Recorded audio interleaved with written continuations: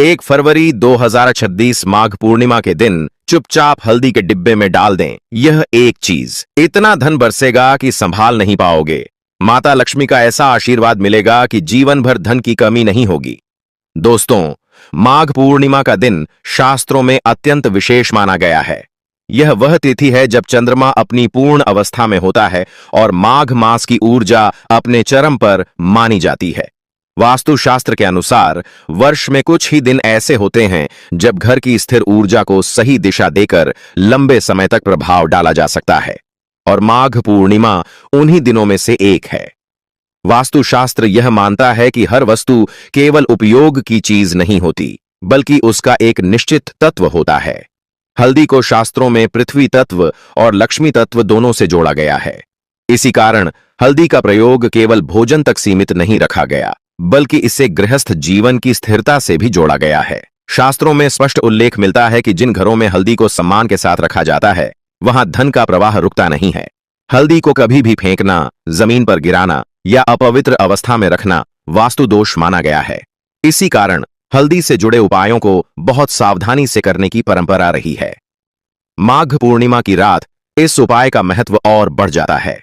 यह रात वास्तुशास्त्र में चंद्र ऊर्जा को स्थिर करने की रात मानी जाती है। चंद्रमा का संबंध मन, स्थिरता और संचय से बताया गया है, और धन का संचय भी इन्हीं तत्वों पर आधारित माना जाता है। इस दिन सूर्यास्त के बाद घर का वातावरण शांत होना चाहिए। वास्तुशास्त्र के अनुसार यदि उपाय के समय घर में तनाव, क्रोध या अव्यवस्था हो, तो वह ऊर्जा सही रूप से कार्य नहीं कर पाती।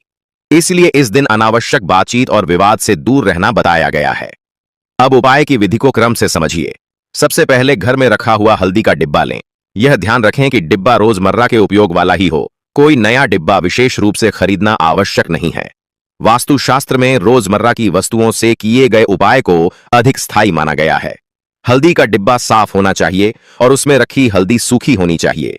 गीली या खराब हल्दी वास्तु दोष को दर्शाती है। यदि हल्दी पहले से खराब है, तो इस उपाय से पहले उसे बदल लेना उचित माना गया है। अब एक चांदी का सिक्का लें। चांदी को शास्त्रों में चंद्र तत्व से जोड़ा गया है। चूंकि माघ पूर्णिमा चंद्र प्रधान तिथि है, इसलिए चांदी का प्रयोग इस उपाय में विशेष माना गया है। यदि चांदी उपलब्ध न हो, तो पीले रंग की धातु का सिक्का भी लिया जा सकता है। माघ पूर्णिमा की रात उत्तर दिशा की ओर मुख करके बैठें। वास्तुशास्त्र में उत्तर दिशा को कुबेर की दिशा कहा गया है। यह दिशा धन के आगमन और संचय दोनों से जुड़ी मानी जाती है।